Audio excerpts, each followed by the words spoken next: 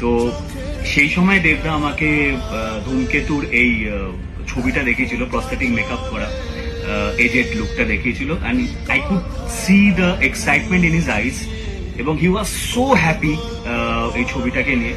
কিন্তু সেই সময়ও, কত বছর আগেও যখন রিলিজ হওয়ার কথা ছিল ধূমকেতু, তখন সেই সময়ও একটা খুব বড় সুপারস্টার বলিউডে তার সাথে তার একটা খুব বড় ছবির সাথে রিলিজ হওয়ার কথা ছিল। সো আমি দেবদাকে বলছিলাম, দেবদা এই সময় রিলিজ করছে, তোমার নার্ভাস লাগছে না যে একটা বলিউডের অত বড় সুপারস্টার এত বড় ছবির সাথে ক্ল্যাশ হচ্ছে, তো তোমার মানে নার্ভাস লাগছে না? তখন আমার একটা কথা বলেছিল দেবদা যে অঙ্কুশ, এই ছবিটা নিয়ে particularly I am so confident, যে আসুক, যত বড় স্টার আসুক অন্য ল্যাঙ্গুয়েজে, আমি নার্ভাস নেই, আই এম সো কনফিডেন্ট।